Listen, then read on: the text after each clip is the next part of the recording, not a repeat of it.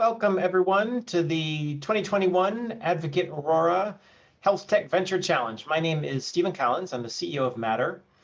We are a healthcare technology incubator and innovation hub built on a belief that collaboration between entrepreneurs and industry leaders is the best way to develop healthcare solutions. Advocate Aurora Health, which is one of the largest not-for-profit health systems in the country, has been a partner of ours for several years. And we were delighted to be able to partner with them on the third annual Health Tech Venture Challenge. For more than a year, healthcare heroes have put their lives on the line to fight the COVID-19 pandemic. Clinician well-being, mentally, physically, and spiritually, has never been more important.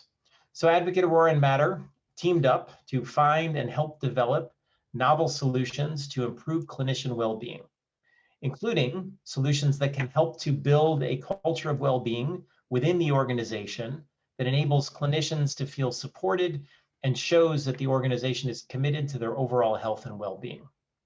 That can bolster individual well-being by ensuring access to tools and resources that support clinicians' personal resilience, and that can improve workflows to reduce sources of stress, frustration, and inefficiency for clinicians. Over the last few weeks, we've worked with Advocate Aurora to select the top 4 companies from among the dozens that applied. And today you'll meet the 4 finalists: HealthNote, Able Innovations, Aiva, and Wellsheet. Each company will have 15 minutes to present their solutions, followed by 7 minutes of Q&A with our panel of judges. The winning solution will receive $10,000, a 6-month Matter membership, and importantly, the commitment from Advocate Aurora to pilot their solution. And just to set expectations for everyone, the judges will not be selecting a winner today, but rather will announce the winner later this week. Before we meet the companies, I'd like to turn it over to the Reverend Kathy Bender-Swick, the Chief Spiritual Officer for Advocate Aurora Health, to provide her perspective on the importance of clinician well-being. Thank you, Stephen. It's great to be here with you and with everyone on this call this afternoon. As Stephen said, Advocate Aurora is committed to the well-being of our physicians, clinicians, and all of our team members. Our purpose statement is we help people live well, and certainly that applies to our patients and the members of our communities, but it also applies to those healthcare heroes who come to work every day, giving their best to care for our patients and all whom we're so privileged to serve. Because we know if we're not focused on their well-being, they can't give all they have to the safety and well-being of those who they're called to care for. So we're delighted and have been privileged to partner with Matter in this venture challenge to hear from the many folks who submitted applications to try to address how we might further the well-being of our workforce through reducing or removing sources of frustration or inefficiency. We're thrilled about those 4 finalists who are here presenting with us today. We have a cadre of gifted physician leaders, healthcare administrative leaders, and others on this call who will help us determine who that winner is. They bring their own expertise and perspective to this. So we're excited to be part of this. We're grateful for their participation, and we're ready to get going on the challenge. Awesome. Thanks so much, Kathy. I'm going to encourage all of the judges to come on video and introduce themselves. I think I'll begin. My name is Bob Miller. Happy to be a part of this, privileged. I'm a president in South Wisconsin over a couple of hospitals, clinics, and ASC. Good afternoon. My name is Katie Barr. I'm also very happy to be here. I'm the System Vice President of Clinical Applications, and I'm also the Chief Nursing Informatics Officer. So looking forward to the presentations. Good morning, I'm Kate Schmidt. I am a clinical nurse at AAH and the Nursing Wellbeing Program Manager. Good afternoon, I'm Christina Kaczewicz. I am the Chief Medical Information Officer for Advocate Aurora.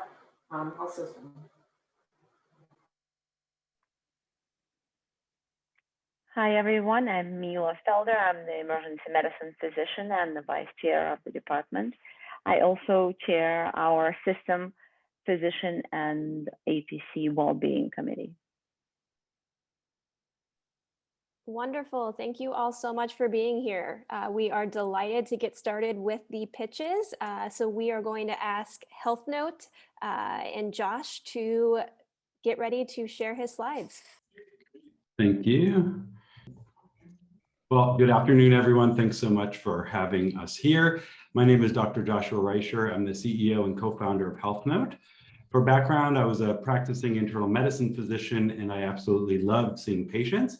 But I got really frustrated staying late after work because much of my day was spent collecting, organizing, and documenting information. And so that's really why we built a platform that automates these processes and empowers patients to generate some of their own data. So as you can imagine, when I saw that Advocate Aurora and Matter had a challenge that focused on evaluating tools and platforms that could enable workflows that reduce sources of stress and frustration and inefficiency for physicians, I was really excited.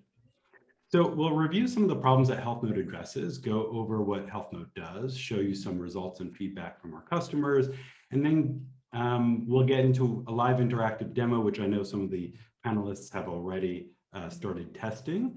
And then we'll review how Health Note is different and answer any outstanding questions from there. So the problem that Health Note focuses on is pre-visit data gathering and preparation. We've learned that obtaining accurate and up-to-date clinical information before a visit turns out to be really hard. Physicians spend more than half their day at work and more time at home on many tasks that could be performed before a visit even happens. We've learned that without Health Note, clinics struggle to get even 10% of their patients to provide useful information before the visit. When we ask patients to sign into different portals with usernames and passwords, we often struggle to get high engagement rates from them. So with Health Note, we gather large amounts of information, but make it really simple for patients to share and prepare. Several days before a scheduled visit, we text or email patients a link to our platform. There's no download or sign in, and we ask patients all the questions a doctor would ask before that visit happens. So that means quote unquote paperwork normally asked at the front desk, but also the questions that are asked during an in-person or online encounter. In this example you see on the screen, we're asking a patient how severe their headache is, and based on that information, we actually write a usable note in real time that's available for the physicians and other staff to review within Epic prior to seeing the patient. So Health Note helps connect the dots for physicians before a patient visit, advising and enabling better patient care. And of course, our algorithms don't replace anyone. We just try to help make the jobs a little bit better. So imagine that you go to the doctor because you're having a fever, ache, and a rash. The doctor is going to ask you lots of questions like the sequence of events and when things started and what makes it better and what medications you've taken and so on. Meanwhile, you're feeling sick and you're trying to remember the detail, and the doctor is trying to rule out different diagnoses and come up with an assessment and plan in a 10 or 15-minute conversation. So imagine that you as a patient used something like Health Note before your in-person or telemedicine visit, and we have all this information that's readable in less than a minute by the provider. And we found some interesting information, like in this case, you went on a hiking trip in Connecticut. So now in less than 5 minutes, we have a more accurate and complete picture of a patient, and physicians can have a more confirmatory instead of exploratory visit, giving them the time and ability to focus on the things that really matter. And again, Health Note does not diagnose patients. We document relevant information for providers so they can more efficiently see their patients. And this matters because I can tell you, when I was seeing 20 patients in a day, it was very easy to forget to ask a specific question or not document something. And imagine in this case, if the patient ended up having something like Lyme disease and we didn't ask about their travel history, it may have been something that we didn't think about. And this kind of thing happens all of the time.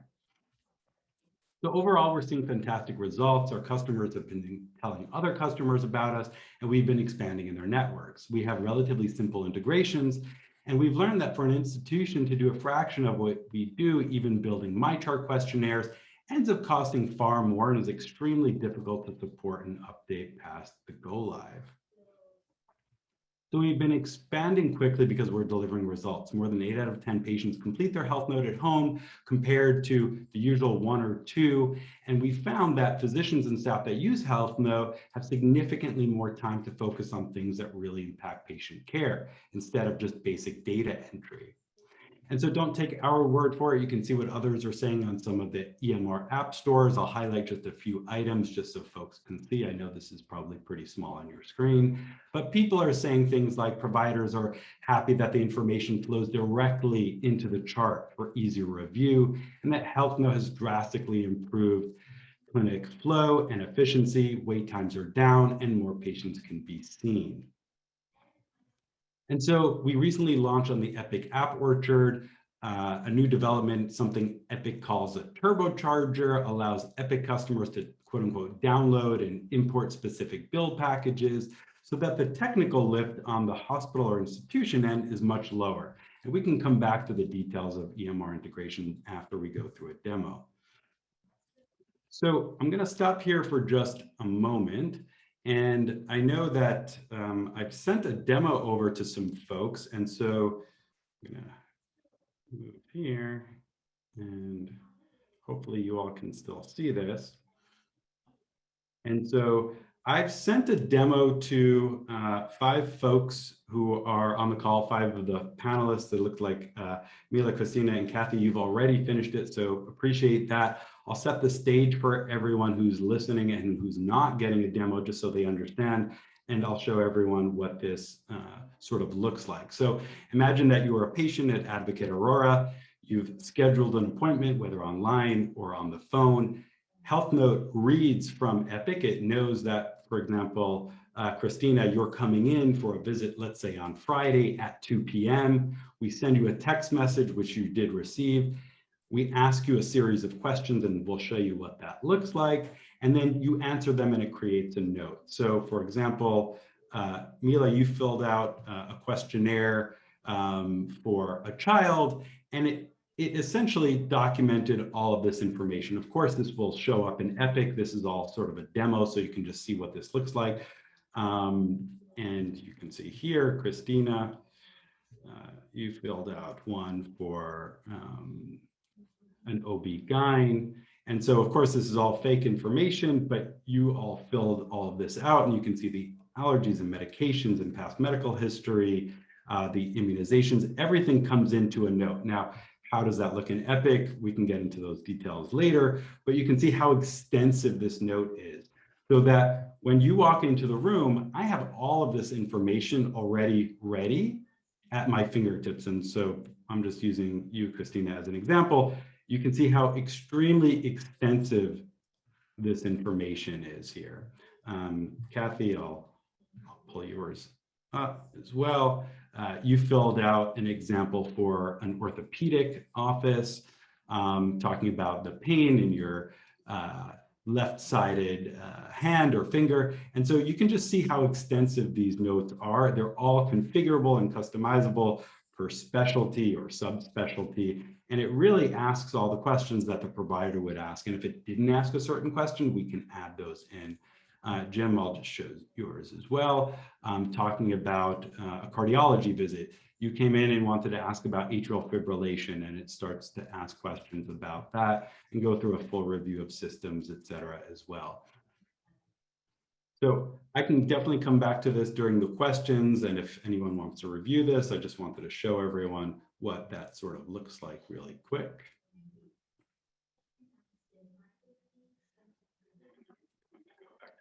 Presentation really quick.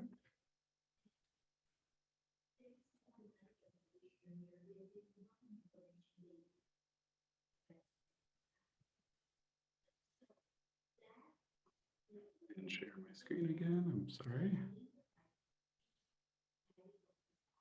And hopefully you can see that. So we'll go through some of the design details that the folks who did fill out the questionnaire see. So just as an example here, we try to make this extremely easy for patients to use. So we have large, bold fonts, contrasting colors, prompts that indicate and guide patients.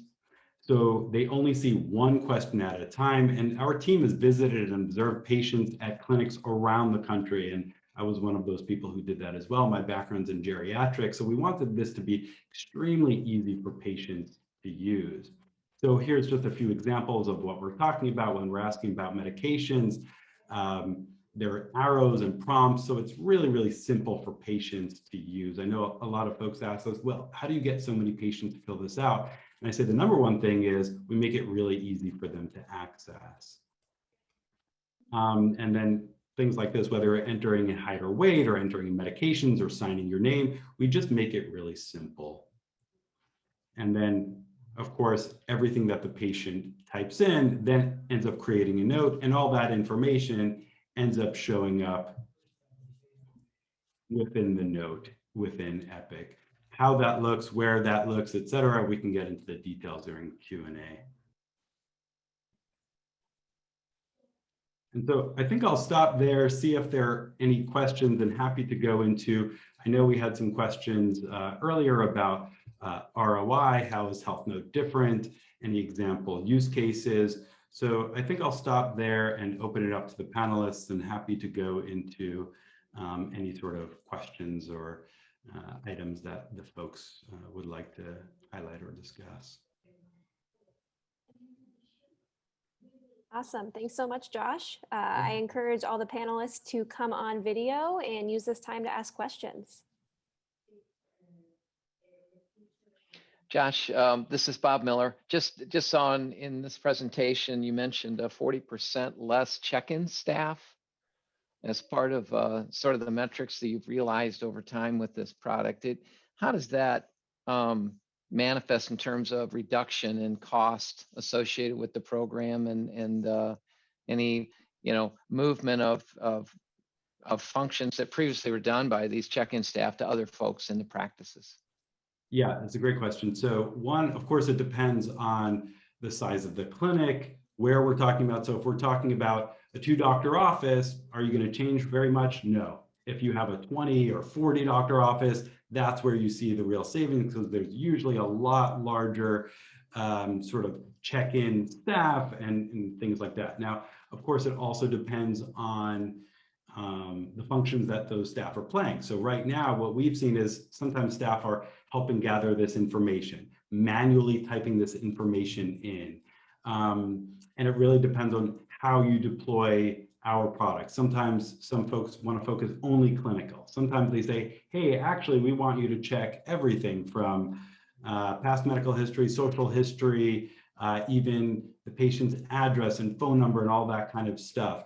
So it really depends, I would say. But in the way it manifests, let's say an ideal situation in a larger group practice or a larger location, the more information that we can gather and take off of the different folks' hands, the more that those folks can be repurposed into different ways that really end up helping patient care, as opposed to just basic data entry and gathering from the patients at the front desk.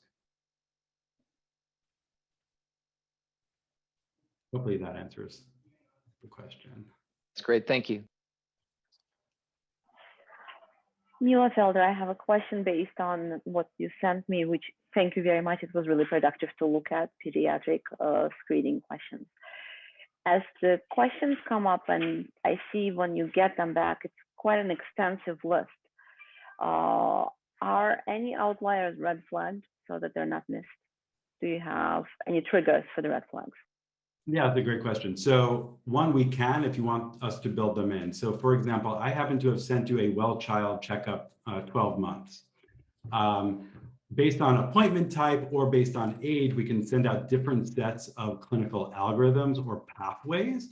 And if you want something to trigger, a trigger can be something that says, hey, call the office, right? It can even trigger at the time of figuring it out or filling it out, or it could be, maybe we write something in the questionnaire. So I did show that it was a full list, but we can also write quote unquote notes that are paragraph style. It's really, really configurable. So you would tell us. So for example, if we were doing a depression screening and they had a high score, maybe we want them to call the clinic right away. Maybe we want to not ask certain questions. All of that kind of detail is configurable.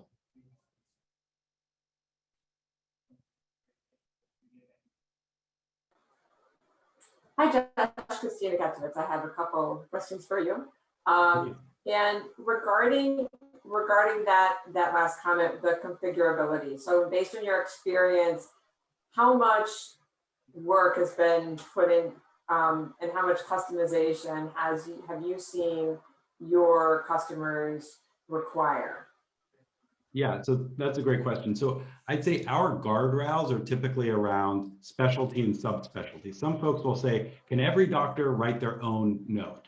And what we've seen is, especially the larger the organization we work with, they want some standardization. It helps downstream, it helps the providers, it helps billing and coding and everything else. So if we bring some standardization to the practice, that actually helps. Now, standardization doesn't mean what cardiology does is the same that, you know, OB and orthopedics and pediatrics wants, right? And then even within each specialty, we do subspecialization customization. So for example, in orthopedics, what spine wants is not the same thing as what sports medicine or hip or what have you, right? So we essentially go to the customization level of the specialty or subspecialty. And one additional question you mentioned today was how that information feeds into Epic. So right. For example, past medical history, I did find that to be really easy to fill out. I really liked that you put some layman's terms in for surgeries because people get it wrong. But patients would pick the wrong thing and wouldn't get it right. So is that feeding into past medical history or surgical, does that need to be validated or verified, or would the provider have to find it in the note and then go back and change it in 2 places? Yeah, so I guess without getting too into the technical details, everything in Epic is configurable and customizable. So as you've probably seen, Epic is, you know, really complex, really large. And so I guess a long story short is everything can go into the precise field that you would want and go into, let's call it a reconcilable state where you can reconcile it. But if we were to start with, let's say, a smaller pilot, we might start with something that doesn't feed into every single field to begin with.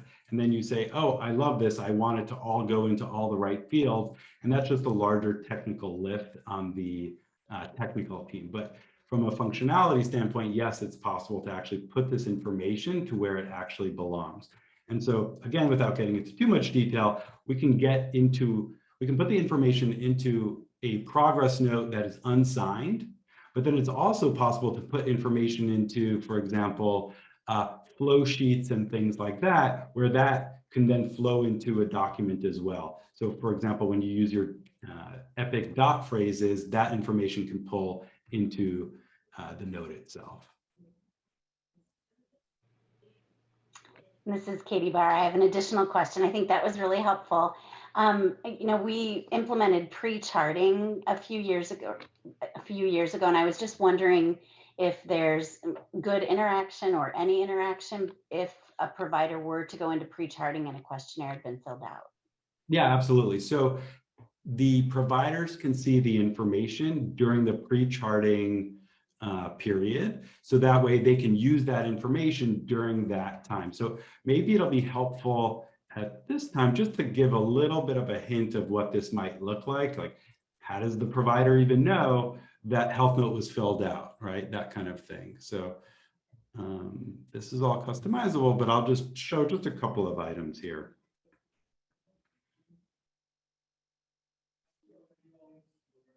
So Katie, just to give you an example, when the provider or even the front desk staff open up their schedules, right, or quote unquote DAR, they can see the health note status. It would say completed, in progress, et cetera. So right away, even when they are looking at the schedule, they know this has been done or not done, right? So it's there and ready to go right away. And beyond that, there are multiple ways that we can do this. We can do something where it actually comes into the note. There can be a button that says health note, and that information can be there next to the note, and all of this can be available during the pre-charting period. So hopefully that gives sort of, it gets much more detailed and probably outside of the scope of this sort of 15 minutes. We can go into it for an hour or two. But I just wanted to give sort of a hint of what it looks Absolutely. I didn't want to get too far into the weeds, but I was curious about it. So thank you. Yeah, hopefully that gives a little color to it.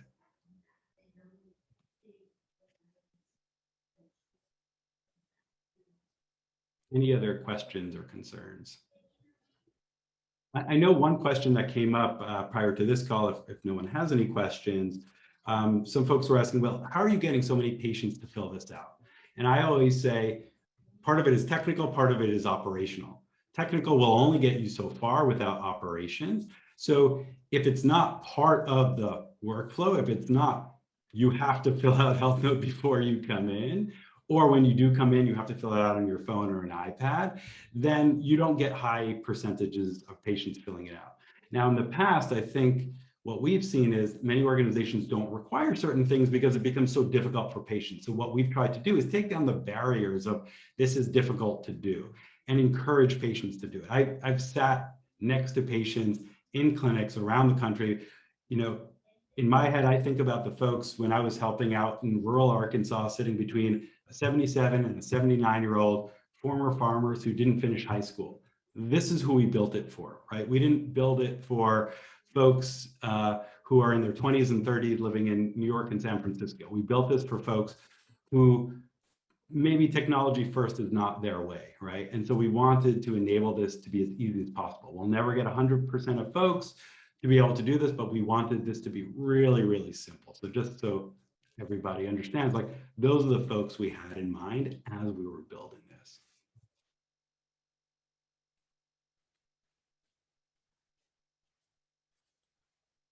Any other questions, concerns, thoughts?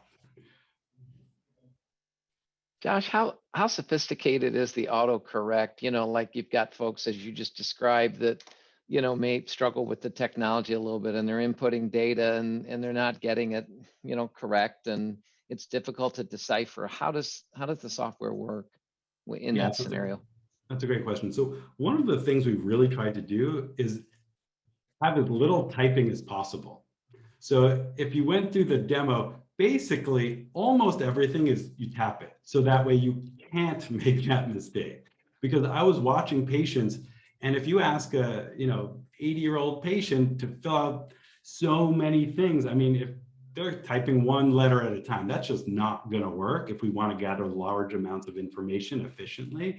So we really tried to take that out as much as possible. We really tried to make this one question at a time, tappable information. There are some items where patients are asked to type, but I think that's the exception, not the rule. In terms of sort of autocorrect, it's actually using what's on their phone, right? So whatever they have for their Android or Apple iPhone, because it's all web-based, it uses and leverages that part of the technology, because let's be honest, Apple and Google are going to do that better than us, right? So all of that's already built in. Wonderful. Thank you so much, Josh. And thank you, panelists, for your questions. Thanks so much, everyone. All right. Up next, we have Able Innovations. So Jay, whenever you're ready, feel free to start sharing your slides. Great. Thank you, everyone. My name is Jay, and I'm the CEO of Able Innovations. My story began when I was quite young, and I started to volunteer at long-term care facilities where my mom used to work. And while there, I witnessed her perform the back-breaking task of transfers and injure herself. She was lifting a resident between bed and wheelchair, and her shoulder gave out. Now, this wasn't the only time it happened. Throughout her career, she's gotten injured numerous times. She's battled exhaustion, and I've seen her clearly burnt out many a times. Further, transfers are not that great for patients either. Nobody really likes being dangled helplessly on a crane. It's an extremely undignified experience for them. Now, the act of transfer refers to the daily routine task of lifting and moving immobile individuals between surfaces, be it beds, wheelchairs, or stretchers. But today, specifically, I'm going to talk about the task of lateral supine transfers, which is moving individuals from a lying down position to a lying down position. Now, these transfers take place hundreds of times in a typical hospital, with each transfer requiring between 2 to 8 staff exerting back-breaking effort. This is a big contributing factor to why 60% of nurses battle strain related chronic injuries, and 20% of which go on to claim injury benefits. Now, the nursing industry occupation has the second highest rate of injuries after construction. That's alarming. Further, transfers are also immensely inefficient for hospital operations. As an example, typically a CT scan room has one charge technician, and whenever somebody comes in on a stretcher, they need to go out and recruit the additional staff required to transfer. That results in machine downtime and lost opportunity to conduct scans. When you aggregate that over a year, that's $4 billion a year in potential lost revenue. Now, in recent time, a lot has been studied around nurses burnout, and a lot of the solutions have focused on workflows and app integrations. However, recent research has shown that increased workload causing lower back pain is associated with a higher level of burnout. And this is exactly what I saw with my mom. This is why we developed the Alta Platform. This device conducts the same labor-intensive transfers in a completely automated fashion, allowing a single caregiver to conduct safe, effortless, and dignified transfers. Now, this is made possible by means of a proprietary and compact conveyor belt type platform. At the push of a button, the device extends and safely rolls underneath the individual without subjecting the skin to any shear or normal forces. The patient is then brought on the device. They can be transported or right there and then transferred onto a stretcher or a gurney. We've thoroughly studied the safety of this technology as a part of a landmark study with a Canadian hospital and university, and the results have been published in the IEEE journal. This is really a smart device with a lot of sensors that allows the nurse to really care about the patient and not operating the device. This has allowed us to develop an immense amount of IP, and we continue to push the technical envelope in that space. This has allowed us to have very attractive features. Safety is really ground zero for us. This method of transfer is inherently a lot safer, not just for the nurse, but the patient as well. Further, we've taken a user-centric approach to developing the technology. It's easy to operate, which means it can be easily adopted, easily trained, and easily implemented. It has varying feature sets such as bidirectional transfers and is adjustable in many ways that allow it to be used in various clinical settings and clinical workflows. The value proposition of our technology is best understood when you look at the quadruple aim of healthcare. Firstly, we enhance the patient experience. As I mentioned, nobody likes to be dangled helplessly. It's an extremely undignified experience for them. Our technology respects their personal space. They don't have staff getting close and personal with them. This will result in a more dignified experience and improve patient-reported outcomes. Secondly, we reduce the total cost of care by reducing the injuries to staff and the incremental costs that come associated with that. Further, significant worker hours are saved as you no longer have multiple workers associated, and that reduces the burden, reducing the incidence of burnout. Thirdly, we significantly improve health outcomes. I used the example of CT scans before, where one nurse has to go out and recruit additional individuals whenever they have to conduct a transfer, and the machine is not being utilized.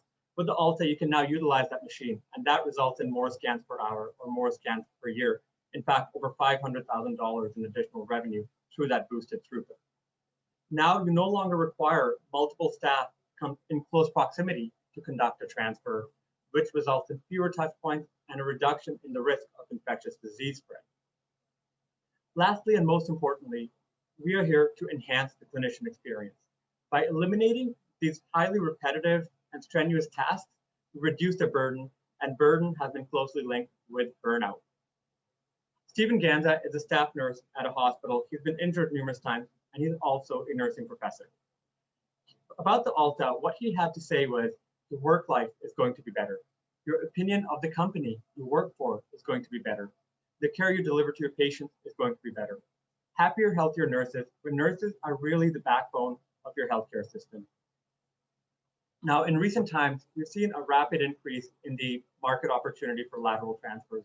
And that's really driven by, unfortunately, the alarming rise of injuries to our frontline staff. The lateral transfers in hospital market is a $4 billion per year opportunity, but that's going to grow significantly due to what's happened with COVID-19, the aging population, not just that of patients, but also the users and the nurses, nursing shortages across the developed world, and the rise in the bariatric population. We've developed highly attractive business models to help hospitals receive great value out of this. We want to offer our facilities a 7 to 10 times return on investment over a 5-year period, and we're anticipating a 10-year operating life at a minimum. We offer this to hospitals at a low monthly cost lease or lease to own model, direct purchase, or even result-based models where we only benefit once the hospital has seen the benefits of this technology. We're developing a product platform. This is not a static device. Today, we're at the cusp of launching our pilots in the imaging and complex continuing care wards. We will also be raising a C+ round towards the end of this year that will really fuel our sales and commercialization. That will allow us to add on additional transformative features such as bariatric, as well as propulsion that further go on to improve the staff experience and reduce burnout. By this time next year, we will look at workflows such as workflows within the OR, ER, and ICU, as well as introduce the feature set of telescopic, which allows the device to fold into half the width of the stretcher, thereby making it a lot easier to move around and store. Now, we won't stop right there. We want to solve all things transfers, including bed to wheelchair transfers in varied settings. We think this will allow us to transform how care is delivered and give individuals the option to choose how and where they spend their golden years. This feature set has received great excitement from hospitals, and we've recruited Canada's leading research hospitals on our initial validation studies. These studies will be taking place between September to November of this year, and they're focused on strain on staff, the health economics, as well as patient satisfaction. We've thoroughly studied the competitive landscape, and the status quo consists of technologies such as hover mats, lifts, slings, all technologies that require multiple personnel to exert a high degree of physical effort, resulting in significant overall cost to the system. We've started seeing new and emerging electromechanical devices, all of whom require technicians to operate. These are highly mechanical renditions.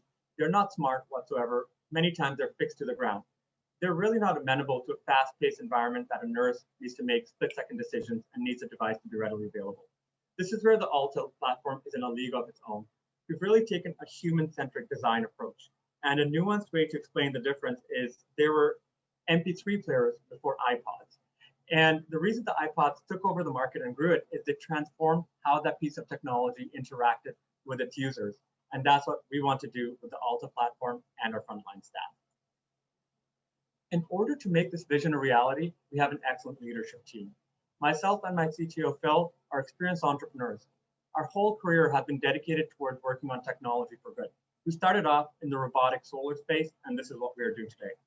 We have over 10 years each in product development. Phil has numerous patents granted. We've launched over 8 products together, and our expertise is in the operations, manufacturing, and scale-up side of things.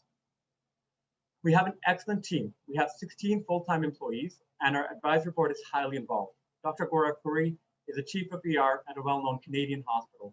Dr. Andrew Vella focuses on occupational health. A lot of his clients are nurses that are injured and burnt out constantly. Dr. Linda Maxwell is a Harvard and Oxford graduate, one of Canada's 100 most powerful women in 2018.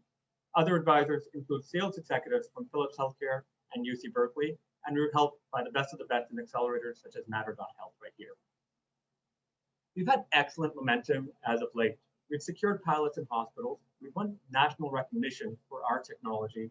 We've received favorable regulatory suggestions and are building significant IP assets.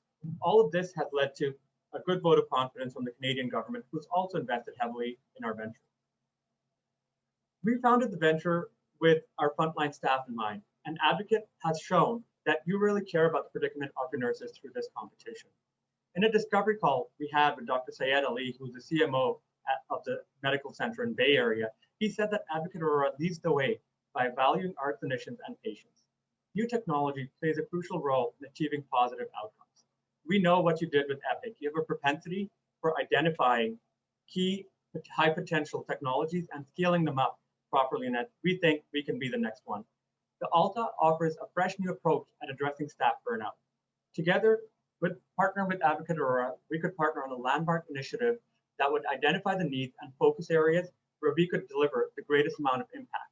This would for sure demonstrate reduced burnout as well as immense value creation that can then go on to serve as a model for future hospitals and future applications.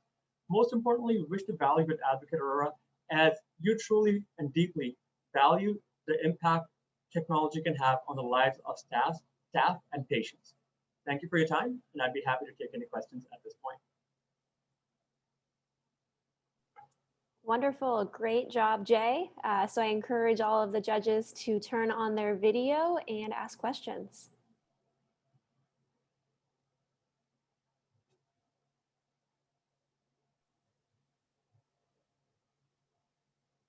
Jay, I would be curious about preventative maintenance costs, and I know you're early on and you're getting ready to do the pilots. What would you anticipate in terms of availability of PMs and the costs associated with that and replacement parts and that kind of thing?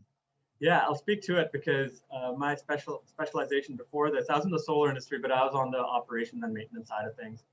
And there you can't have anything break down. If anything breaks on a solar farm, it's happening hundreds and thousands of times.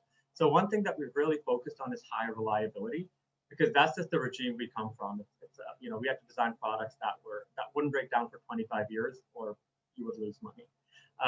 Now, in this case, the way we've designed the product is very much like a printer. There's a lot of things that are similar to a standard printer, and a lot of the maintenance, everything is hot swappable. So that's kind of inherent in how we've designed the technology. When you speak of the costs that may be involved with this, the type of maintenance schedules we're looking at is a 4 to 5 year kind of part replacement. But on the cleaning of the technology, that's what we'll need a higher frequency of maintenance, cleaning and disinfection and things like that.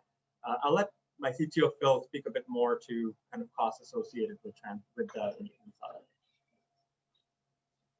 Hi everyone. So with respect to costs, we try and target, I believe, a 10% per year versus the value of the device. So in this case, depending on what our cost target is, it's actually pretty insignificant in terms of the cost to maintain. How we achieve that is we really kind of over-engineered the device. So the power systems, the electronics, the motors, the belts, they're really designed to really outlast the device itself. And one thing that I kind of drill into our engineering and design staff is that we don't anticipate nurses and regular staff that are going to be using this on a daily basis to have to open up the device and do maintenance on a regular basis. So we designed the device to really be over-engineered in the sense that the preventative maintenance should be on the order of like once or twice a year and not regular. To use the example of printers, I know everyone's annoyed with how quickly printers someone has to get inside, but we don't want nurses and other healthcare staff to have to open this device up and do maintenance on a regular basis on their day-to-day operations of the device. So that's definitely something that we take to the core of how we designed it thus far.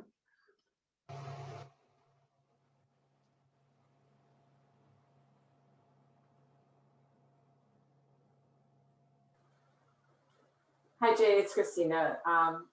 I did want to ask you again about the storage. So it looks like you use this mostly in CT. It looks like you understand that that's an issue, that you're developing a model that's more narrow. I do know how health systems are built out. What challenges have your clients seen with regard to storing this device? Yeah. I guess particularly in the CT area or in other areas, and what have they done to alleviate that in the short term, since you're a ways off from developing a more narrow model? Yeah, absolutely. So our beachhead, one is in the CT side, but we're also receiving a lot of interest from the complex geriatric side. So our second pilot is actually in the geriatric ward, in the complex rehab side of things. And they both come with different nuances, and both pilots are going to be in very old facilities. Both buildings are nearing hundreds of years old. They're not designed with, big devices in mind. So this, first of all, this is the same size as a stretcher. It's no larger. We understand hospitals are designed with stretchers in mind. And so even in and of itself, it's not that much bigger. What we've done is we've worked on every individual, each implementation, we have a checklist. And we've worked with, for example, on the CT implementation in identifying that right outside the CT room, there is a nook that's available. And we adapt right now. In the future, we know that being able to telescope and fold into half the width is going to be transformative. But right now, hospitals are already excited about using it as it is, given its size. And many times hospitals do have space where they can put it. Now, the other fact of the matter is, in non-imaging applications, in imaging, it stays static. But when you look at it in the complex rehab, it's really going to be used in a workflow where at the start of the day, the staff have to go and change bedding throughout the whole ward. They will take one of our devices, move the individual on, change the bedding, put them back. So the device is not a static device that's, being used on an ad hoc basis. It's ingrained within the workflow where finding it and storing it isn't really a problem, because once they're done with it, they're going to probably put it in the tub room where there is a lot of space. But when they start using it again, they'll use it for an extended period of time. So each application really comes with its own nuances, but we've very successfully worked with our partners to identify where it can be stored.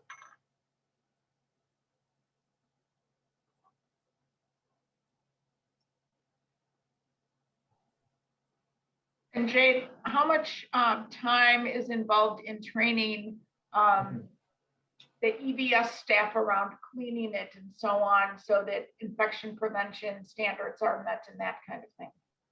Yeah, that's a really interesting coincidence, because we were just having a call with the infection prevention committee at one of our hospitals and doing exactly that. So the training time is fairly minimal because this is not very complicated for the staff. You only are exposed to the top, and at worst the worst case scenario is soiling. If soiling gets on the device, you have to conduct thorough cleaning, but in most cases, you're conducting a disinfection step. Now, since a lot of our technology is enclosed, we're working with the hospital to see if we can put in something within our device that essentially helps clean it, and all the staff has to do is a superficial wipe down. We're really trying to keep turnover times between scans or between utilizations in under 5 to 8 minutes on a typical clean. But a lot of that also really comes down to the cleaning agents you use. Some of them have a 10-minute drying time, some of them have a 1-minute drying time. So we're working with actually manufacturers and the individual IPAC to determine that, because right now facilities are fairly aggressive because they're all in outbreak mode and they're using long drying time materials sometimes.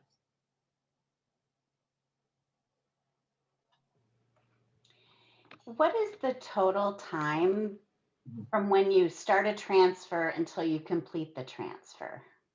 Yeah, so there are two types of transfers we can do. One is you bring the individual onto the device, and then you use the device as, we're not going to call it a stretcher, but to move them maybe out of the way because you're making the bed. That's one transfer, and that takes no longer than a minute. Now, the second one is where the device acts as a bridge, where it is in between the surface you start from and where you want them to go. So it could be a CT table and a stretcher. There, a transfer is you're transferring on and you're transferring off. Now, that operation is 2 minutes, but what we do is when the nurse is operating it, we add a lot of checks along the way where we tell the nurse, we prompt the nurse to say, have you checked for this? Have you checked for this? Is the patient not moving? Are they secured? And that's the portion, the checklist is not a part of this 2 minutes, but the actual device kind of end to end is 2 minutes, if not a lot faster than that.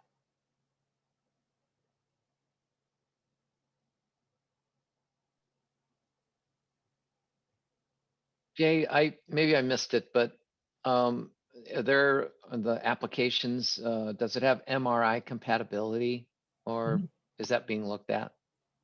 Yeah, I'll let Phil address the technical kind of differentiation. Right now, we're focusing on the lowest hanging fruit and getting our device out as quickly as we can in CT. There's nothing fundamental that prevents us. But as you submitted the questionnaire, there's a lot of ask around bariatric. We're going to design these based on interest. So right now, this is the baseline product that works for 95th percentile. I'll let Phil address kind of the nuances on going into MRI. Yeah, so to be clear, we have no plans immediately to go into MRI. The main reasoning is the materials that are required to conduct an MRI transfer are pretty exotic and expensive. We're going to focus on CT and then, as Jay said, bariatric as well. And then based on the success rate in those clinical areas, the MRI, just the material compatibility, the technology itself can function perfectly fine. But in order to stay in an MRI room, it would require some pretty exotic materials for us to employ. So that's currently not on the product roadmap, but we are working on mainly bariatric and other like clinical areas such as CCC in the meantime.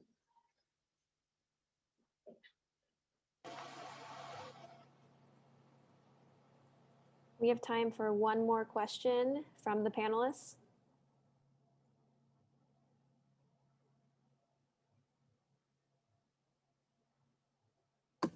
I have a quick question. I didn't notice it in the demo, but when you were talking about the first type of transfer, where you're putting a patient on your device to move to a separate area, I did not see like guardrails that came up on each side, but I'm assuming.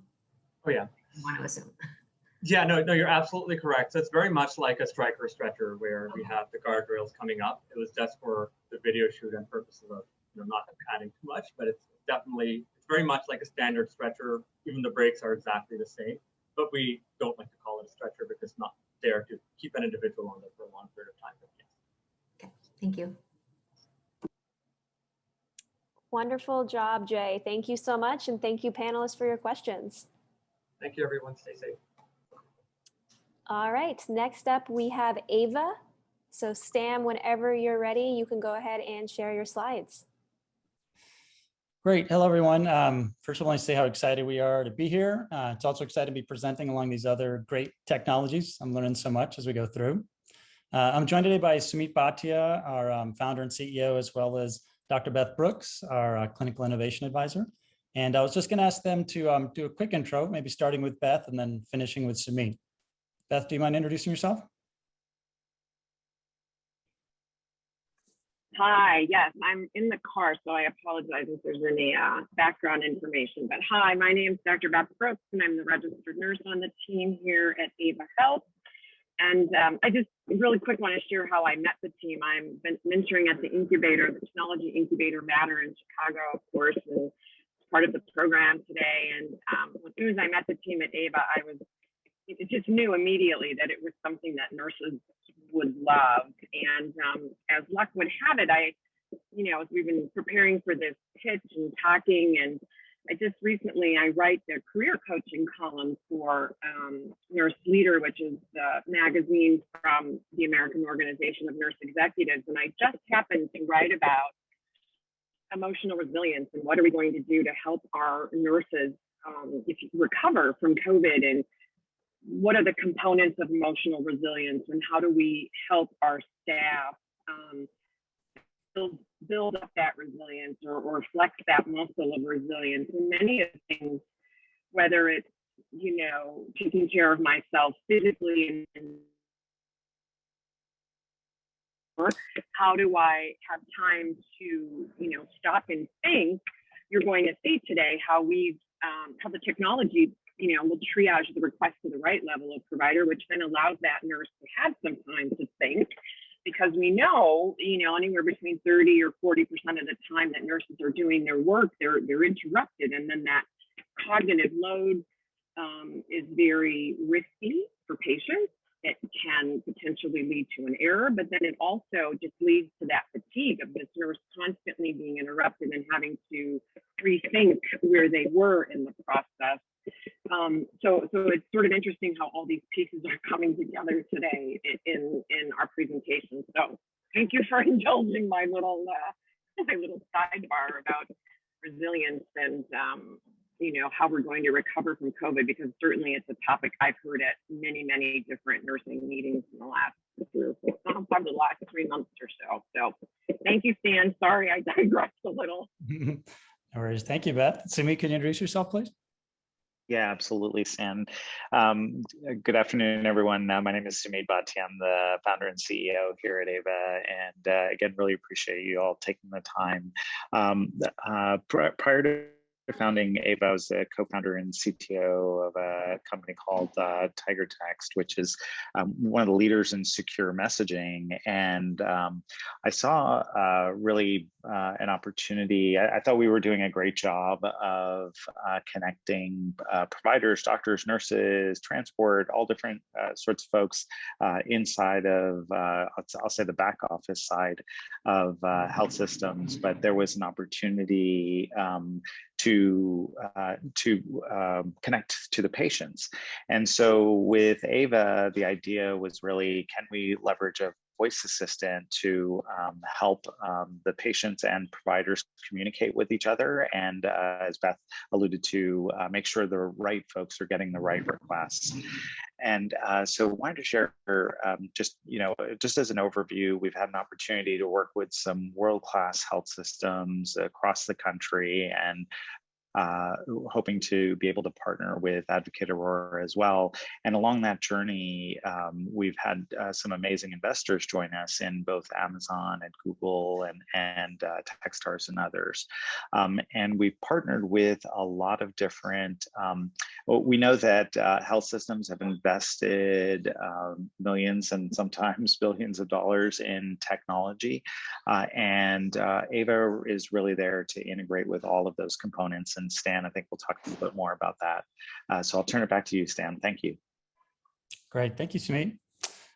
Yeah, so building on Sumit's point, we've been super fortunate to work with some terrific nursing teams at the clients we've had. And that started at Cedars-Sinai. We went through the Techstars Accelerator, and our executive champion was Dr. Linda Burns-Bolton, the CNO at the time. And literally during that accelerator, we had nurses over every week. We were on the floor 2 or 3 times a week, learning about workflows, learning about the things that stress nurses, hurt their efficiencies, hurt their mental health, and build things that would help that out into the product. And so at Cedars and pretty much every client since, we've been very fortunate to kind of grow the product based on that nursing input. A couple of quick examples of the device in action. On the left side, you can see this is nursing using it to drop in on a patient and keep in touch. This was actually during COVID, or kind of the high points of COVID. We helped Amazon donate thousands of devices to hospitals that have been hit particularly hard by COVID, where they wanted to use these devices to give the nurses an opportunity to supplement their in-person visits with virtual visits, where they could connect with that patient, keep in touch, not having to go into the room every single time, increasing their own exposure each time, saving on some PPC, and also occasionally being able to take off their mask. We heard that this is often the first time the patients were able to connect and see the nurses without their masks, which meant a lot to them. On the right side, you'll see the more traditional voice-only type device at Baycare up on the wall facing the patient bed. And I think the best way to think about our platform is those devices themselves on the left side. You start with those in the patient room. We are expanding to other areas of the hospital, but today I'm going to focus on the patient room. In the middle, you have the whole mobile platform, and that's where the caregivers, nurses, and others receive requests from patients and can also message back into the room, so two-way communication. And on the right side, you'll see the whole back end, and that's where the team's background in that secure messaging platform that Schmidt mentioned has been great. So, we know how to navigate the security, compliance, technology barriers that you run into trying to integrate into a large healthcare system. So we've got that experience, and we build that into a centralized dashboard that we use to help set you up, and then your team can take over when you feel like. This is just reiterating Schmidt's point that we really try to help the other systems that you've already invested in. So we engage with those. We have API arrangements and even partnerships with companies like Sonify, Get Well Network in the engagement side, EHRs like Epic and Cerner, care communication platforms so that the caregivers can receive and respond to those requests. And also in the room, as I'll illustrate in a second, with JCI and others about managing like lights and TVs and other smart devices in the room to give those patients more power and also to take some of that load off the nurses. Here's some sample requests. You'll see on the left side, it's patients, and the right side, it's staff. On the patient side, it's often about asking for help. And as we'll show in a sec, it's about routing that request to the right person, to the right nurse. But Alexa can also help with these other things, many of which do fall on nurses. And when Alexa can take some of these off the nurse's plate, it allows them to focus more on that kind of hands-on direct care that they signed up for. And on the right side, you'll see the staff uses this an awful lot as well. That was one of our learnings. One of our early clients was that the nurse was coming back saying, hey, this is great for the patient. I get that it's helping me on my request. I also have needs when I'm in the room to communicate with the rest of the building. Can you give me that same kind of hands-free control? So we've built it out now so that nurses, for example, can ask for backup, whether that's to kind of lift somebody off of their bed to a wheelchair potentially, or they're feeling threatened, for example, and might need some backup from security or at least the rest of the staff. So they can just say that they need that. We understand and we route it to the right folks.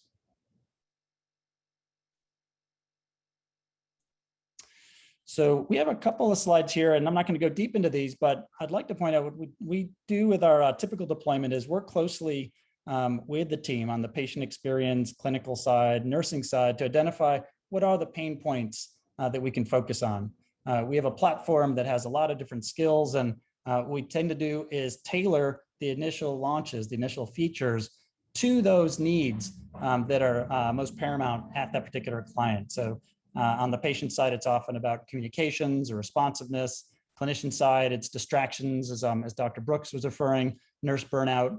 And so we're fortunate to have a number of skills, and then we encourage folks to deploy and start relatively small with a pilot on maybe say a couple of units with maybe just a few of the key features, really target those key metrics, prove it out there, and then expand out. So we did at Cedars, Houston, other places where we've started with a couple of units and then expanded housewide. So the pain point that comes out the most, that we hear the most about, is that basic patient request. When you think about it, you know, patient request technology hasn't really changed much in the last 100 years. You make a request, it bounces around, usually antiquated systems, to nurses who are already incredibly busy and stressed out. It's frustrating for the patient because it takes a while, but it's very frustrating for the nurses as well. You know, not being able to focus on direct patient care contributes to the burnout. They only get to spend about 2.5 hours out of a typical 12-hour shift on direct patient care. Partly as a result, nearly 20% leave their first jobs within that first year. Aiva tries to tackle this really by making it easy for patients to ask for what they need simply by saying it, and then routing that request to the most appropriate role for the request. When you do that, you can then communicate the intent, what exactly that patient needs, to the caregiver right away. They can see and make appropriate adjustments. They can save time not having to run into the room to find out what was needed. And then they can also respond back. We've made these into two-way communication devices so that a nurse can respond back into the room and let that patient know that help's on the way. We also provide virtual rounding. I gave an example of that, you know, from the Amazon COVID case, but this is proving great for nurses who can then again exercise that judgment when it makes sense to go into the room, which is most of the time, but being able to supplement that with virtual rounding when they feel it makes sense. We're also trying to take off the nurse's plate a lot of the kind of smaller tasks around devices in the room that we've heard can take as much as 5–7% of the time. So for example, we can help control HVAC systems, TVs, lights, and oftentimes this is through an existing building management system like JCI, but we're also able to interact in older facilities directly with some of these products. And so that gives the patient ability to do things like just say they want to go to sleep. We'll understand and execute multiple commands on that, like turning down the air conditioning, turning off that TV, maybe turning off those lights. As I mentioned, you know, recently there's been a lot of press about nurses feeling less and less secure in the rooms, you know, feeling threatened potentially by patients or family members. And we made it really easy for them when they are feeling insecure to be able to call a Code Gray or a Code Bird or call Dr. Strong and get help in there a little faster and hopefully diffuse that situation. So that's been a popular skill as well. At most of our implementations now, the nurses have started asking for these devices in their own spaces. They appreciate that they can use them in the rooms, and now they have them coming into their break rooms and other office spaces. And during COVID in particular, many of them had those kind of decompression areas and used these for relaxing sounds, relaxing music, things like that. So another way that the nurses are trying to use this technology to look after themselves. And really a lot of the best ideas we've had as a company have come from the floor. It comes from the nurses who are using this every day and providing feedback on us. And so we've tried to really focus on that in addition to the patient experience, is making sure that that nursing experience is just as strong. I alluded to this earlier, but I wanted to emphasize that as a platform, we do encourage people to start relatively small. Let's identify what those key pain points are, start with maybe a couple of key features, prove it out, and then start adding on these additional skills which address other areas of concern. And because this is all centrally managed, we can do this all from that central console. You don't have to kind of go back in each device over time. And so we're used to managing across thousands and thousands of devices and deploying skills overnight. So I wanted to stop there and see if there are any questions. Wonderful, great job, Stan. So I encourage all the stakeholders to turn on their video and ask questions.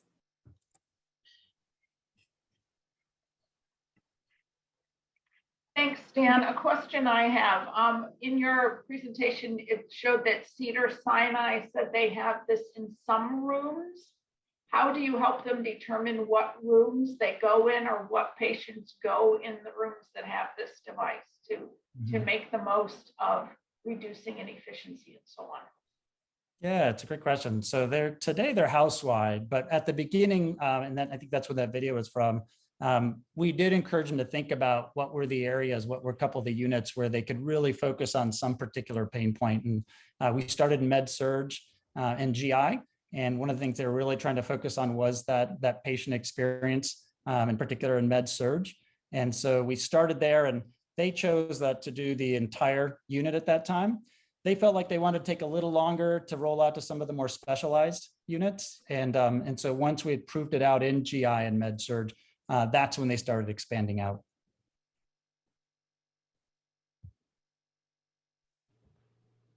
Hi, it's Katie. You mentioned the communication to the different staff members.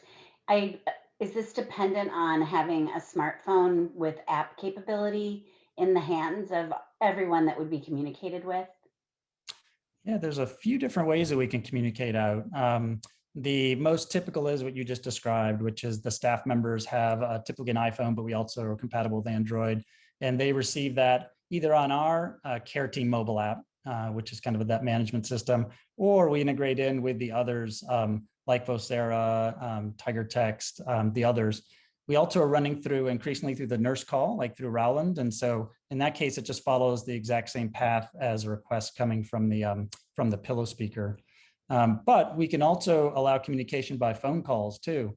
And so if I didn't want to necessarily do an alert that was going to staff member, I just want to talk to somebody right now, like I want to call the charge nurse. As a nurse in the room, I'd like to call the charge nurse or security. I could say, Alexa, call the charge nurse, and it would place a call to their phone, whatever they happen to be carrying. That could also go to a desk phone, to a landline. So if you're calling supply closet or the chaplain or something like that, you could do it that way. So there's multiple ways, endpoints, I should say, that you can deliver the communication to.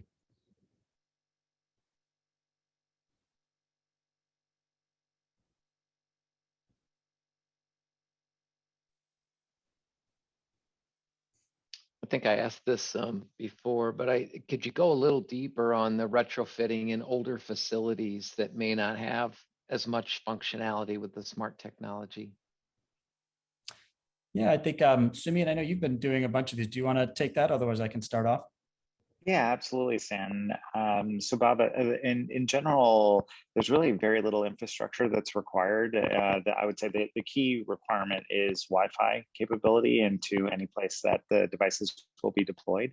And beyond that, really, there's no other requirements. In order to do some of those room control type activities, I would say probably the next easiest is either television, if you do happen to have a patient experience system like Sonify or Get Well Network or eVideon, one of those products has been deployed. And then separately, you could also, after that, I would say it would come the building management components. So you can really start really simple with just the device and Wi-Fi. Thank you. So actually, it's not quite so simple, because we actually in these older buildings have had a challenge with Wi-Fi. So is that really a requirement? I mean, that you have good Wi-Fi in every one of your rooms, because that could potentially be a challenge in a lot of our older buildings, and they used really strong walls back then, and they're thicker and heavier than what we put up today.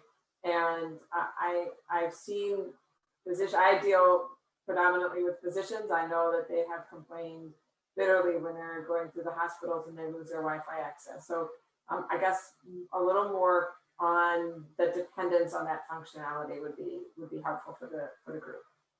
Yeah, absolutely, Christina. So it is a hard requirement right now, and so I think however the best approach would be, if it is possible to do effectively like a Wi-Fi survey to make sure that whatever unit is being deployed. One of the really nice things is that Aiva can be deployed kind of on a unit by unit basis, and so as long as the access points are available, you could deploy and scale. So it doesn't have to go into the entire health system all at once, or into a individual, or even at a hospital level. Although we do feel that and have seen the more it's deployed, the easier it is for the staff to get accustomed and help the patients with it as well. Hi, this is Kate Schmidt. Can you share how you are addressing privacy or HIPAA concerns regarding the interactions? And are your devices recording or transcribing in any way? Yeah, there's no recordings that are kept. Aiva manages all the privacy and security, and we can share with your security and compliance teams. That's always a component that we engage with the health systems on, and we'll address all of those concerns. But we provide HIPAA compliance skills that enable this kind of communication, and there's no recordings kept of any of the audio. If I could ask one more question, can you expand a little bit on your Epic App Orchard integration and what APIs you've enabled? Yeah, Katie, we're doing 2 different deployments today, actually, in process on both. So on the one hand, actually I'd say 3. On the one hand, we will receive HL7 information as needed. It's not a requirement, but it can enable unique use cases. So we'll receive ADT feeds effectively, and that can enable us to understand, where patients are, the patients have turned over, and allows us to reset devices. Again, very common with patient experience systems as well. The other thing that we've done is we're using Epic's send message capability. So if there's a request, that message can go into an Epic in basket. So in certain cases, there's a large health system that we're working with where they're deploying, allowing patients to make a request, and that's creating an in basket message. And then finally, we're working with health systems to deploy into the home. And so allowing patients to ask, when's my next appointment? And so those are essentially, get future appointments, that API that's available. And so a couple different capabilities, also wait times for different department wait times, whether that's ED or other ED or urgent care. So those are a couple different use cases in different environments. Thank you. Mm-hmm. Wonderful. Thank you so much, Aiva team. And thank you, panelists, for your questions. Great. Thank you. Thank you. All right. Up next, we have Wellsheet. So Craig, whenever you're ready, feel free to share your slides. Great. My name is Craig Lamoli. I'm excited to present Wellsheet to you today. Our mission is to end clinician burnout by transforming the EHR experience. And we are thrilled to be a part of this event. Advocate Aurora and Matter's commitment to clinician well-being, exemplified by this competition, is both admirable and timely. Clinician burnout is one of the biggest problems facing the healthcare industry today, with the majority of clinicians reporting symptoms of burnout. Research shows that one of the major stressors on clinicians is the electronic health record, which fails to meet their workflow needs, bogs them down, and is very slow to improve. These failures ultimately impact the quality of care that patients receive as well. I founded Wellsheet to solve these problems after working at IBM in their Watson Health division, where I gained an appreciation for the immense frustration that physicians faced with existing technologies, especially electronic health record systems, which in many respects were not designed for them. I was fortunate to team up with experts like John Paul, our CTO out of Amazon and Betterment, Dr. Fred Lindbergh, a rare MD, PhD engineer out of Flatiron Health, and Ryan, who led sales at Podometrics, a very successful MIT spinout. And our advisors include industry leaders like Dr. Christine Castle, John Glasser, and Georgia Papa-Thomas. We achieve our vision for ending EHR-induced burnout by partnering directly with the EHR vendors and embedding our technology within theirs. Through this seamless integration, we have access to all of the patient information in the chart that we run through our patented predictive models to surface the most relevant content and decision support resources to clinicians. From there, we facilitate more efficient care through better care team collaboration and the identification of high priority gaps in care. And the full Wellsheet functionality can also be accessed on the go through our mobile apps on iOS and Android with the user's Epic credentials. We've been thoroughly vetted by Epic and their major clients, and we have been approved to be listed on their App Orchard, which allows us access to standardized APIs that are consistent across the Epic client base. Our FHIR-driven integration model means shorter implementation times and far less effort for clients installing Wellsheet. There's a step-by-step guide for implementing Wellsheet available directly to all Epic clients via Galaxy. And we've achieved noteworthy results at major health systems across the country, including RWJ-Barnabas Health, where we were able to demonstrate a 40% reduction in the amount of time physicians have to spend in EHR per patient, and reach thousands of monthly opt-in clinician users of varying roles and specialties across a 7-hospital and growing deployment there. At Concord, we delivered hundreds of thousands of dollars in IT cost savings and significant length of stay reduction for COVID-19 patients. OSF and Penn Medicine launched in 2020, and we are seeing similarly exceptional efficiency gains, including a reported 84% reduction in clicks for complex chart reviews. Of note, we were also able to successfully deploy to Penn's Epic environment in production in less than 30 days, thanks to our fully API-based integration model. This level of client satisfaction has been verified independently as well. KLAS interviewed a sample of our clients and released a report showing that 100% of customers would recommend Wellsheet and buy again. And 86% of physicians surveyed reported being highly satisfied. Most of our other performance scores were found to be in the 95th percentile and above. Since Wellsheet is a fully cloud-based web-delivered application, there are no costly and distracting upgrades to go through to get new functionality. Users really love how receptive we are to feedback and how rapidly Wellsheet improves. For example, we were live in production with a COVID-19 dashboard that our clients relied on during the pandemic by the beginning of April 2020.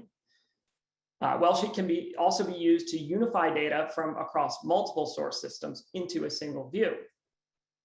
Wellsheet has brought together the largest payer and some of the largest health systems in New Jersey to enable seamless access to patient information beyond the EHR, which is a huge satisfier for our clinician users. Wellsheet predicts what content is most valuable across the payer systems and the EHR to be able to surface these insights to clinicians within their EHR workflow in Wellsheet. Advocate Aurora Health would be an ideal partner for Wellsheet to continue to prove its ability to deliver substantial improvements in clinician well-being. Further, this partnership would open up doors for regional partnerships with payers to further increase the value that Wellsheet could provide to clinicians. And together we can support clinician well-being and drive operational objectives and patient outcomes, such as reducing length of stay. I'm going to jump into a product demo real quick here.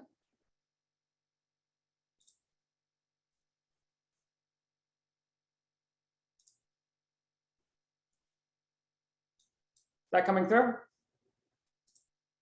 Yep, we can see it. Great. So you can imagine this being launched directly within the Epic view. right? So as an iframe within Epic, with the Epic documentation on the right-hand side, and the ability to very easily see Wellsheet side by side with the functionality within Epic. And Wellsheet summarizes the most relevant content for the clinical context. So this is focused in on congestive heart failure. So you can see the most relevant data points on the right-hand side trended over time, and a summary view of key information on the left-hand side that you can interact with, click into the echo, for example, or the provider note. And if the physician wants to modify these views, they can do so as easily as dragging and dropping. They can add new information to the view if they want to add anti-infectives, for example, and drag that to where they want to see it in line with the, to see how a treatment impacts a patient's condition over time, and key relevant labs and vital signs. The CHF view summarizes data that's most relevant to that condition. If they were to click into the diabetes view, for example, they would get a much more tailored view focused on HbA1c, glucose levels, for example. These don't have to correspond to conditions. We also have specialty-based views that are more broad and contain, for example, all relevant data for cardiology in a single view that can also be easily adapted to that particular clinician's needs and interests.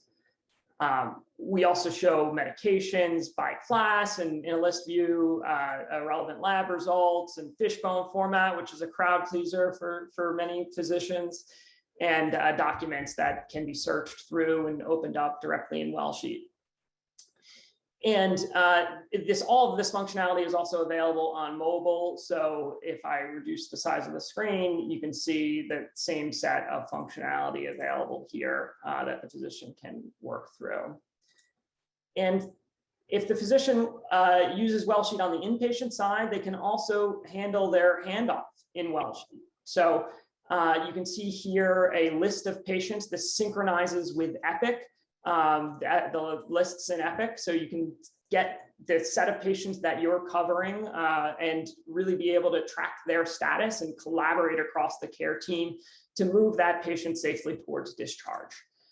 So you can see here relevant IPASS status and key indicators about the patient's length of stay, their COVID status, whether they're in isolation, on event, et cetera. And this helps to really ensure that the care team is on the same page in moving that patient towards discharge. And you can also set providers that are associated with these lists so that they can receive notifications if they opt in. That helps to ensure that the responsible physician is able to know as soon as that patient receives an MRI result or something of that nature. So immediate notifications that are sent to their mobile device with the Wellsheet view. And you can click into any of these patients and you can see what Wellsheet looks like on the inpatient side, very similar, and the same set of tracking functionality, but defaults to a 3-day period, whereas in the outpatient, I showed a 3-month period or a 1-year period by default. And you can see even medication administrations over time in the Wellsheet view.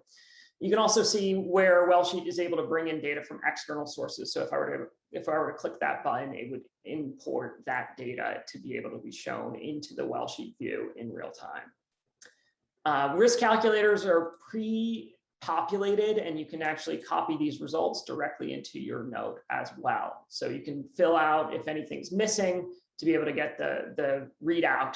So it's an interactive interface that can then be able to really risk stratify patients and incorporate that into your documentation efficiently. And we have over 150 different views across these categories that physicians can use to be able to get to the information they want to see. So that's a quick lightning speed demo of the product. It has been really well received across our clinician users. So just some words of appreciation here. This is what motivates us to really solve these hard problems. The just sheer gratitude that we receive, and it's really gratifying to be able to support clinicians in such important work.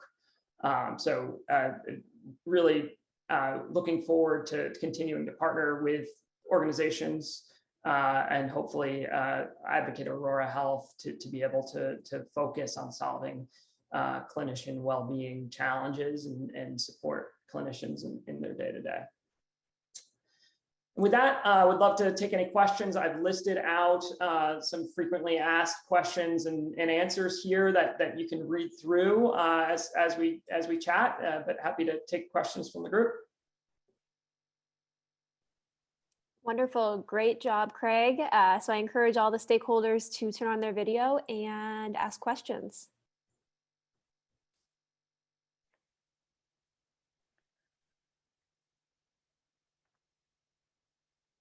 Hi, Craig. Nice presentation. With regard to the mobile applications, do you have your own application, or is that using the Haiku functionality from Epic? So we do have our own mobile application. What we can support is integration with Haiku that can deep link between the two applications. So if you want to enter into Wellsheet from Haiku, you could do that, and vice versa. And the second question on the RWJ Barnabas, I know that they were using it extensively with Cerner, and I know that they just went live with Epic. I think they had wave 1 about a month or 2 ago. So did they bring this over into Epic? So the go live that they had was not with the Cerner side, it was with their legacy Allscripts side. So they have not yet deployed this on Epic, but that's in the works. Okay.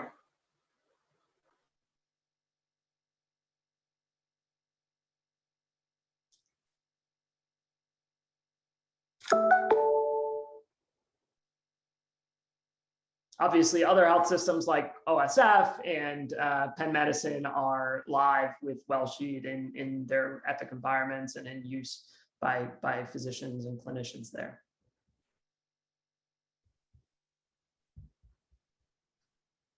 Craig, I'm fascinated by the 4-week ramp up to go live.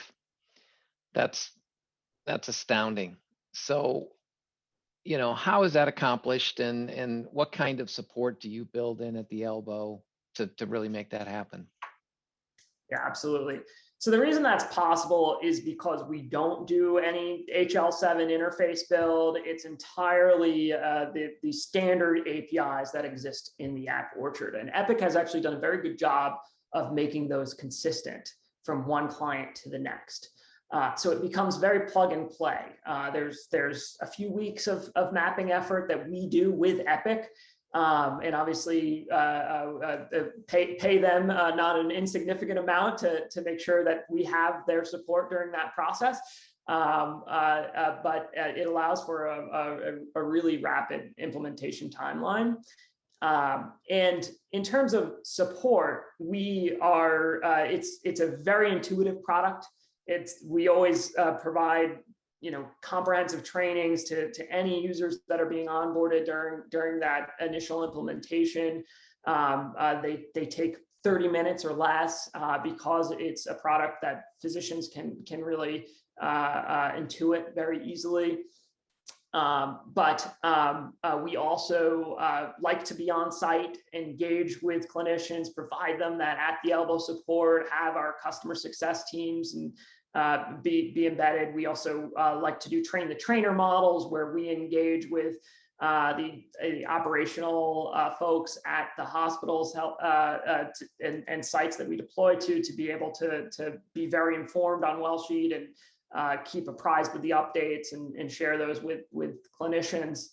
And we also have in-app support. So at any time, a clinician can send us a message directly in the Wellsheet application just by clicking a chat button.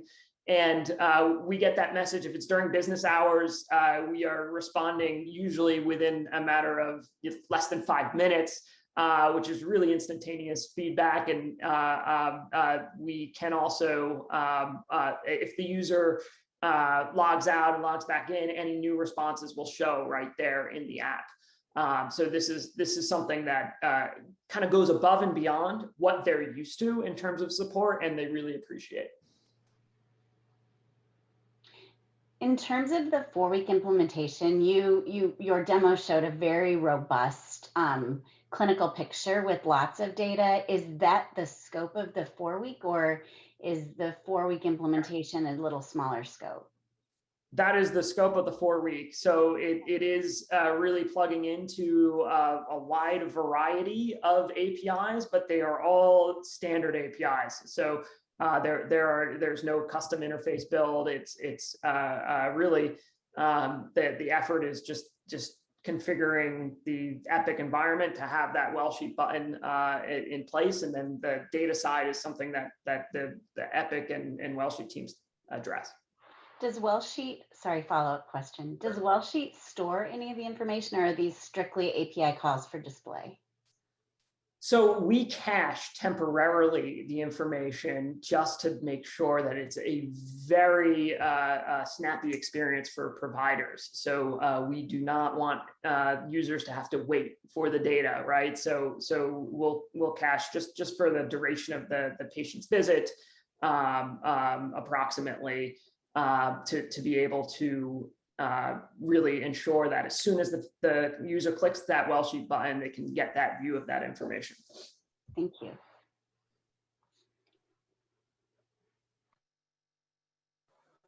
And obviously, and to follow up on that, just really quick. So let's say the user reviewed the information and the information at that moment is accurate. Is there anywhere a saved screenshot or anything of the information that they had visible, just to ensure that the key information is not lost? So the information is up to date with exactly what's in Epic as soon as they launch the application.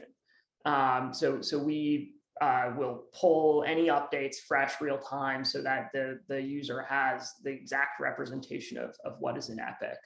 And yeah, skeptical users sometimes will check in Epic. I mean, it's a fully integrated system, so it's right there side by side with the data displays in Epic, so they can verify. But obviously, once they get comfortable, that's not a behavior that we see very often these days.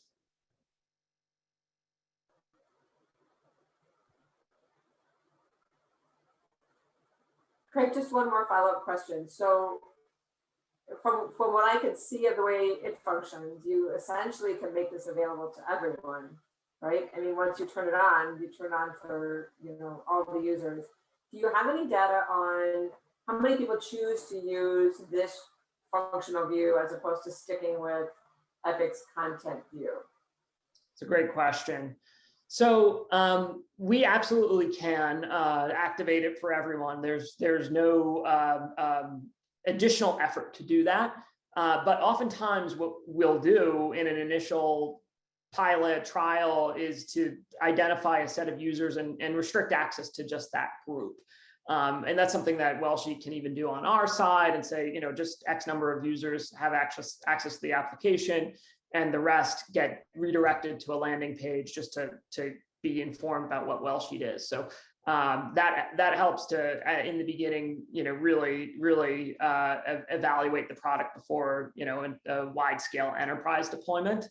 Although we are seeing more and more health systems wanting to just go to that, end state right away, and then, let physicians interact with it in the wild, and those who opt in, opt in.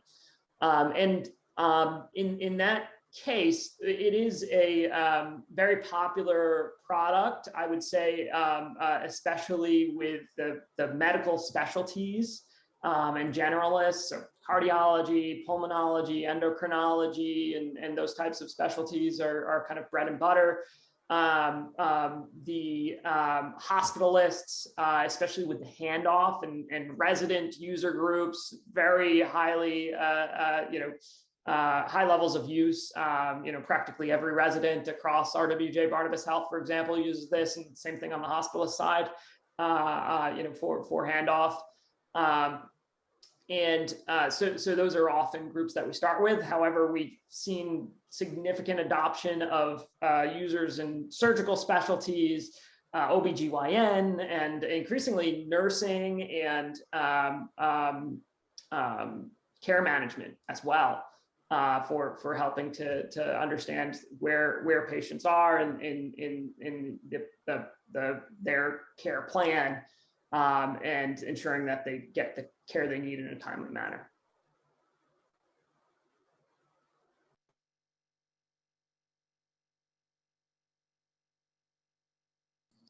We have time for one more question.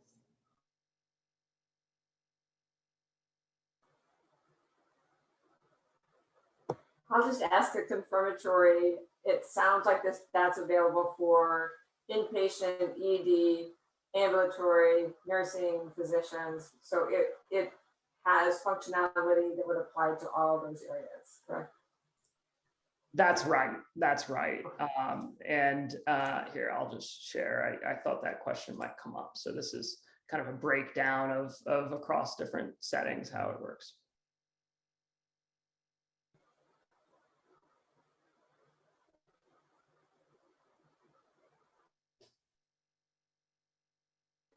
Excellent. Thank you.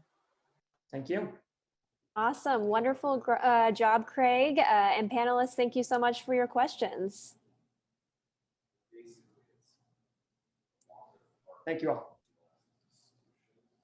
All right. Well, thank you everyone for attending. I want to thank you all for joining us and thank those who really helped make this challenge and event possible. So the core team at Advocate Aurora, who really helped shape this challenge statement and really decided to make clinician well-being a priority.